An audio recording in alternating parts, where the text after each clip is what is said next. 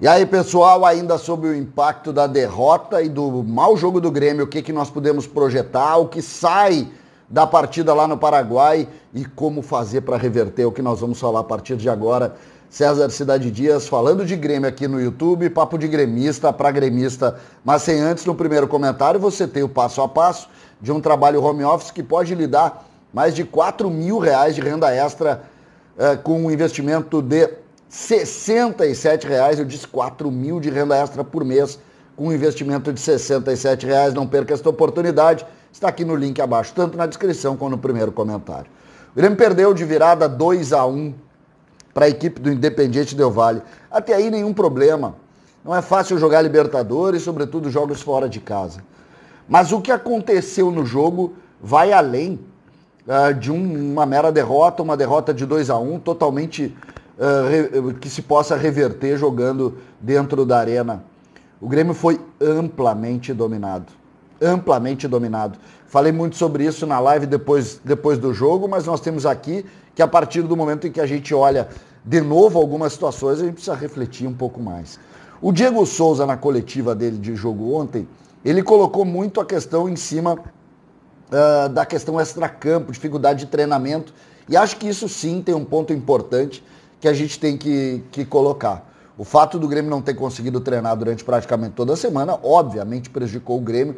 A equipe do Independiente Del Valle teve essa oportunidade, sobretudo porque conseguiu treinar no seu país. O Grêmio ficou 3 dias lá sem poder treinar. Esse é um ponto importante. Além disso, é preciso também dizer, e isso pesa contra o Grêmio, que o jogo não foi na altitude. O jogo foi em Assunção, num lugar que em tese daria mais benefícios para o Grêmio. Então tem esse contraponto que a gente também precisa colocar. A torcida do Grêmio, sobretudo depois do jogo, criticou muito alguns jogadores, em especial Alisson. E eu vou fazer, depois nós vamos falar muito sobre isso. Só que está na hora, e eu não vou aqui pautar torcedor, nunca vou fazer isso, o torcedor tem todo o direito. Mas prestem atenção no caminho das nossas críticas. No caminho das nossas críticas. Nos últimos tempos, nós nomeamos jogadores e fizemos desses jogadores os grandes vilões das histórias. Começou com o André, passou pelo Marinho, passou pelo Luciano, chegou no Tassiano, teve o Michel. Assim a gente caminhou. E agora me parece que toda a crítica, passamos por Tassiano, né, de forma muito forte, também teve o Tardelli, em determinado momento teve o Jean-Pierre, agora começa a chegar em Alisson, em Matheus Henrique e em Lucas Silva. E os jogadores que estão fora acabam, de alguma maneira, sendo as soluções para os nossos problemas. Eu acho que esse é um ponto que é de reflexão para nós, torcedores do Grêmio. Nós sempre nomeamos alguém. Não será maior o nosso problema? O nosso problema não está no contexto tático. O Grêmio joga no mesmo esquema tático desde 2015, quando o Roger montou aquele time no 4-2-3-1, que 16, com a chegada do Renato, ganhou força e começou a vencer. E continua jogando. O grupo é completamente diferente, os jogadores são completamente diferentes, mas nós nomeamos esse esquema tático e estamos nele há tanto tempo. Essa é a realidade.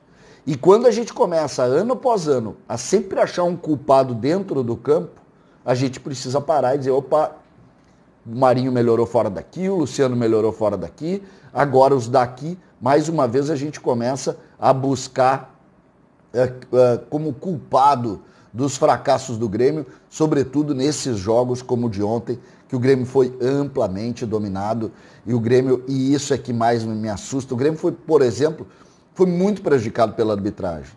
Foi muito prejudicado. O Grêmio tem um gol, estava 1-0, o Grêmio tem um gol mal anulado. Não tem dúvida que aquilo mexe com o jogo. Só que não foi isso que nós vimos durante a partida.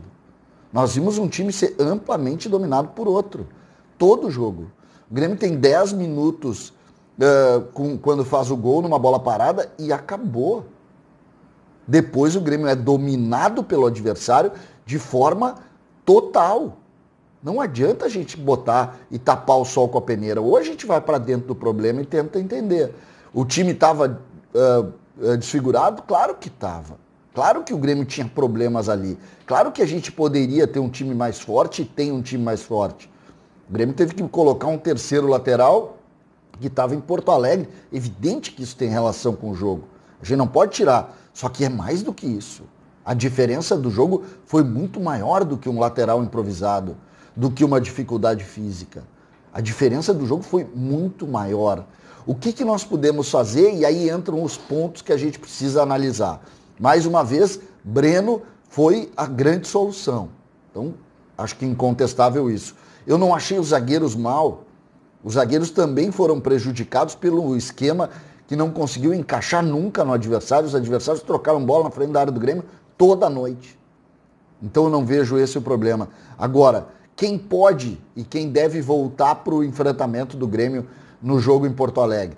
A tendência de volta de Kahneman, a tendência de volta do Michael e boa possibilidade, e essa é a notícia que também pode nos empolgar, do Jean-Pierre voltar. Mas o que houve com Pinares?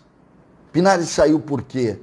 Qual é o tamanho, por exemplo, da lesão de Ferreira, que saiu sentindo o joelho muito incomodado? O que pode ter nessas questões que vão fazer com que o jogo daqui seja um jogo dramático? O Grêmio precisa de 1-0.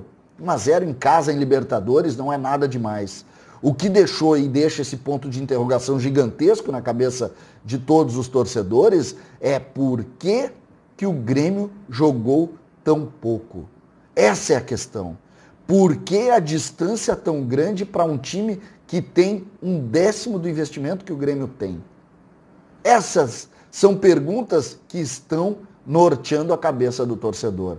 E me parecem que a gente pode e deve fazer uma avaliação muito concreta dessas questões, sob pena de, mais uma vez, nomear alguma coisa, achar um culpado e esses culpados tapando o problema do Grêmio, que parece ser um pouco mais complexo e um pouco maior. O Grêmio vem repetindo atuações assim contra equipes organizadas, como foi o Palmeiras e como foi o Independiente Del Valle. O Grenal, nós enfrentamos um time que não é melhor do que o nosso. E aí nós vencemos. Um jogo parelho, mas nós vencemos. O Grêmio não pode mais se basear. O Grenal tem, o Inter tem salvo o Grêmio em muitos dos seus problemas. Por quê? Porque a gente acaba não indo para dentro do processo e entender, vem cá, o que está havendo? Por que o Lucas Silva está jogando tão menos? Por que o Alisson está jogando tão menos? Por que a nossa zaga está sempre exposta? Ontem, por exemplo, quantas e quantas vezes vocês viram trocando bola muito próximo da linha da nossa área? Ontem, mais uma vez, nós vimos um Grêmio que era uma equipe propositiva no 4-2-3-1, jogando praticamente lá dentro do gol. O outro time com 70%, o Grenal já havia sido assim. Ah, mas posse de bola não quer dizer nada. Sim, mas o modelo de jogo do Grêmio é de posse de bola. E o Grêmio não está conseguindo ter a posse de bola. E o modelo propõe posse de bola, é só ouvir. O modelo que o Grêmio monta e que se desenvolveu é para propor. Só que o Grêmio não propõe. Se não propõe, não pode ter esse modelo. É uma lógica. Então, em cima disso, a gente tem que avaliar. Só que também é preciso olhar para dentro e dizer o seguinte, o que nós precisamos para o jogo da próxima quarta-feira? Concentração total. A coisa que mais me incomodou com relação ao jogo de ontem foi quando o Alexandre Mendes, o assistente técnico, colocou também como justificativo o número de jogos que esses jogadores têm nessa temporada. Ele citou o número de 4 jogos. Eles têm 4 jogos apenas e nós temos esse problema. O Grêmio já sabia. O Grêmio não pode colocar em risco a Libertadores, sobretudo justificar como início de temporada, porque o Grêmio já sabia. No dia que o Grêmio perdeu para o Palmeiras, e sobretudo no dia que o Grêmio não encarou o Campeonato Brasileiro, o Grêmio já sabia que as datas seriam essas. E o Grêmio não pode justificar a sua dificuldade na noite de ontem em cima do planejamento que ele já sabia. Sobre esse aspecto, eu acho que não existe contestação. O Grêmio, mas deu folga. Mas deu folga porque quis. Os jogadores do Grêmio sabiam e o Grêmio sabia. O Grêmio faz o jogo, o Grêmio representou os jogadores na segunda-feira e o Renato chegou só na sexta. Então tudo isso o Grêmio já sabia. Nós não podemos agora justificar através de um planejamento que o Grêmio desenvolveu.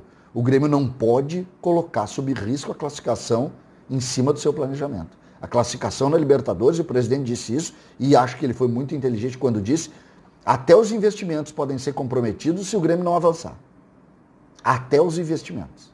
Então, a gente não pode usar o planejamento do Grêmio para justificar a derrota do Grêmio. Isso não. Isso não. O que a gente pode projetar para o jogo? Com a volta de Kahneman, o Juan não tá, joga Rodrigues e a gente vai ter um time forte. O Felipe não achei que foi mal, cansou, sentiu o jogo, óbvio. Saiu enlouquecido porque teve que correr o tempo todo atrás dos caras, não tem o que fazer. Acho que pode colocar algumas outras peças, essa questão envolvendo o GPR também é importante. O porquê do PP não jogar, o PP tem contrato, não está doente, o que está vendo. Então tem essas situações que a gente vai avaliar durante os próximos dias e hoje, durante o dia, nós vamos trazer também informações sobre isso. Portanto, foi duro, foi difícil, mas nós estamos vivos. E em cima disso, nós vamos agora lutar até o fim. O Grêmio foi feito assim e nós não vamos diminuir. Temos que analisar os problemas? Sim, mas temos que acreditar também. César Cidade Dias falando de Grêmio aqui no YouTube.